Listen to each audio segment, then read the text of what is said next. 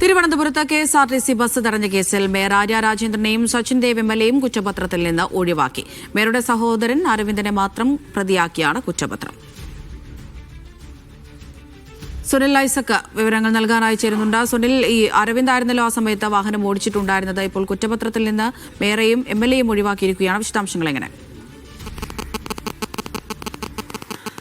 2024 April മാസം 27-ാം തീയതി രാത്രി 10 മണിക്കാണ് ഈ സംഭവം ഉണ്ടാവുന്നത്. പാളയത്ത് സാഫല്യ കോംപ്ലക്സിന് മുന്നിൽ വെച്ചാണ് ഈ പരാതിക്ക് ആസ്പദമായ. സുനിലേക്ക് മടങ്ങിയെത്താം. വലിയ രീതിയിൽ വൈബ്രേഷൻ വരുന്നുണ്ട്, നമുക്ക് ഒന്നും കേൾക്കാൻ സാധിക്കുന്നില്ല.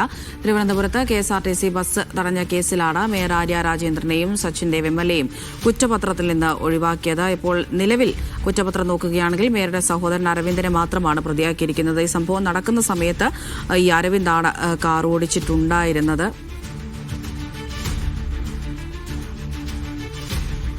സുനിൽ ഐസക് തുടരുന്നുണ്ട്. സുനിൽ, കേൾക്കാമെന്നാണ് പ്രതീക്ഷിക്കുന്നത്. പറയൂ, എന്തൊക്കെയാണ് വിശദാംശങ്ങൾ? 27 രാത്രി 10 മണിക്ക് പാളയത്ത് വെച്ചാണ് ഈ സംഭവം ഉണ്ടാവുന്നത്. പാളയത്ത് സാഫല്യ കോംപ്ലക്സിന് മുന്നിൽ വെച്ച് കെഎസ്ആർടിസി ബസ് തടയുകയും ജോലി തടസ്സപ്പെടുത്തി, അസഭ്യം പറഞ്ഞു, വാഹനത്തിൽ കയറി ഭീഷണിപ്പെടുത്തി തുടങ്ങിയ കുറ്റങ്ങളൊക്കെയായിരുന്നു അന്ന് ചുമത്തപ്പെട്ടിരുന്നത്. ഇതിൽ ഏറ്റവും പ്രധാനപ്പെട്ട ഒരു കാര്യം എന്ന് പറയുന്നത്, ആദ്യം ഈ സംഭവവുമായി ബന്ധപ്പെട്ട് യദു നൽകിയ പരാതിയിൽ ആര്യക്കെതിരെയോ ഭർത്താവ് സച്ചിൻ ദേവിനെതിരെയോ പോലീസ് കേസ് എടുത്തിരുന്നില്ല. പിന്നീട് യദുവിനെതിരെ മാത്രമാണ് കേസെടുത്തത്. യദു ആര്യയെയും ഒപ്പം കൂടെ ഉണ്ടായിരുന്ന ബന്ധു അടക്കമുള്ള വാഹനത്തിലുണ്ടായിരുന്ന ആളുകളെയും അസഭ്യം പറഞ്ഞെന്നും അശ്ലീല ആംഗ്യം കാണിച്ചുവെന്നുമായിരുന്നു പരാതി. അതനുസരിച്ചാണ് കന്റോൺമെന്റ് പോലീസ് ആദ്യം കേസ് രജിസ്റ്റർ ചെയ്യുന്നത്. യദുവിന്റെ പരാതിയിൽ കേസെടുക്കാൻ തയ്യാറാകുകയുമില്ല. തുടർന്ന് യദു നൽകിയ കോടതിയെ സമീപിക്കുകയും കോടതിയുടെ ഇടപെടലിനെ തുടർന്നാണ് കന്റോൺമെന്റ് പോലീസ് ആര്യക്കും സച്ചിനുമെതിരെ അടക്കം കേസെടുക്കുകയും ചെയ്തിരിക്കുന്നത്. എന്തായാലും ഈ കേസിൽ ആര്യ, സച്ചിൻ, ബന്ധുവായ ഒരു സ്ത്രീ, വാഹനം ഓടിച്ചിരുന്ന ഇവരുടെ സഹോദരൻ എന്നിവർക്ക് അടക്കമുള്ളവർക്കെതിരെ കേസെടുക്കണമെന്നായിരുന്നു ഇവരുടെ ആവശ്യം, യദുവിന്റെ ആവശ്യം. ഇതേ തുടർന്ന് കന്റോൺമെന്റ് പോലീസ് കേസ് രജിസ്റ്റർ ചെയ്തു. ഈ കേസിലാണ് ഇപ്പോൾ പോലീസ് കുറ്റപത്രം സമർപ്പിക്കുന്നത്. അതായത് ആര്യയുടെ പരാതിയിലും ഒപ്പം യദുവിന്റെ പരാതിയിലും 2 കേസുകൾ രജിസ്റ്റർ ചെയ്തു.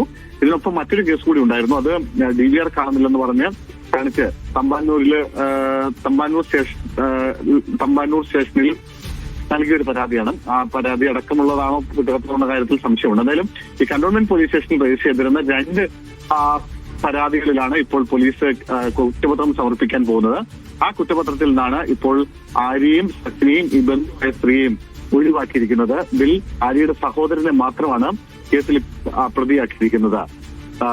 സുനിൽ സൂചിപ്പിച്ചതുപോലെ തന്നെ യദുവിന്റെ തുടക്കഘട്ടത്തിൽ ഇരുവരെയും പ്രതിചേർത്തിട്ടുണ്ടായിരുന്നില്ല. യദുവിന്റെ ഒരു പരാതിയെ തുടർന്നാണ് പിന്നീട് ആ ഒരു നീക്കത്തിലേക്കൊക്കെ കടക്കുന്നത്. ഇപ്പോൾ കുറ്റപത്രം വരുമ്പോൾ മേയറെയും എംഎൽഎയും സംരക്ഷിച്ചുകൊണ്ടുള്ള ഒരു നിലപാട് വീണ്ടും തുടരുകയാണെന്ന് തന്നെയല്ലേ മനസ്സിലാക്കേണ്ടത്? അതിന് കാരണമായി പോലീസ് പറയുന്നത്, ഈ ബസ് ഇതുവഴി ആയിരുന്നില്ല വരേണ്ടത്, യദു മോശം ആംഗ്യം കാണിച്ചു തുടങ്ങിയ കാര്യങ്ങളാണ് ഇപ്പോൾ പോലീസ് ഇതുമായി ബന്ധപ്പെട്ടുകൊണ്ട് കുറ്റപത്രത്തിൽ പറയുന്ന കാര്യങ്ങൾ. അതുകൊണ്ട് തന്നെ ഏതെങ്കിലും തരത്തിൽ മേയറും ഒപ്പം എംഎൽഎയും കുറ്റക്കാരല്ലെന്ന നിലപാടിലാണ് ഗവൺമെന്റ് പോലീസ് ഉള്ളത്. അതുകൊണ്ട് തന്നെയാണ് ഇവർ 2 പേരെയും ഒഴിവാക്കിയിരിക്കുന്നത്. ഇരുവരെയും ഒഴിവാക്കിക്കൊണ്ട് ഉള്ള കുറ്റപത്രമാണ് ഇപ്പോൾ സമർപ്പിക്കുന്നത്. ഞാൻ നേരത്തെ പറഞ്ഞതുപോലെ മേയറുടെ സഹോദരൻ അരവിന്ദാണ് വാഹനം ഓടിച്ചിരുന്നത്. അയാൾക്കെതിരെ മാത്രമാണ് പരാതി. പക്ഷേ കുറ്റപത്രത്തിൽ പേരുള്ളത്. എന്നാൽ യദു നൽകിയ പരാതിയിൽ പറയുന്നത് ജോലി തടസ്സപ്പെടുത്തുകയും അസഭ്യം പറയുകയും ഈ എംഎൽഎ വാഹനത്തുള്ളിൽ കയറി ഭീഷണിപ്പെടുത്തുകയും ഒക്കെ ചെയ്തു എന്ന പരാതിയാണ്. മാത്രമല്ല ഇതുമായി ബന്ധപ്പെട്ട CCTV ദൃശ്യങ്ങൾ അടക്കമുള്ളവയുണ്ട് എന്നും യദു കോടതിയിൽ പറഞ്ഞിരുന്നു. പക്ഷെ പിന്നീട് പോലീസ് നടത്തിയ പരിശോധനയിൽ ഈ വാഹനത്തിൽ നിന്ന് CCTVയുടെ DVR കാണാതാവുന്ന സാഹചര്യമുണ്ടായി. ഇതെങ്ങനെ നഷ്ടപ്പെട്ടു എന്നത് പരിശോധിക്കണമെന്ന് ആവശ്യപ്പെട്ടുകൊണ്ട് ഒരു പരാതി തമ്പാനൂർ സ്റ്റേഷനിൽ യദു നൽകുകയും ചെയ്തിരുന്നുണ്ട്. അതിന്റെ അന്വേഷണം പക്ഷേ എവിടെ എത്തി എന്നത് ഒരു ചോദ്യമാണ്. പക്ഷെ എന്റെ തീരുമാനങ്ങളൊന്നും ഇതുവരെ ആയിട്ടില്ല എന്നാണ് വിവരം. എന്തായാലും DVR കാണാതായതോടുകൂടി യദു ഉന്നയിച്ചിട്ടുള്ള ആരോപണങ്ങൾ കൃത്യമായ തെളിവില്ലാത്തൊരു സാഹചര്യമുണ്ടായി. എന്തായാലും ഇതേ തുടർന്നാണ് ഇപ്പോൾ നിലവിൽ ഇവര് 2 പേരെയും ഒഴിവാക്കിക്കൊണ്ട് കുറ്റപത്രം സമർപ്പിക്കുന്നത്.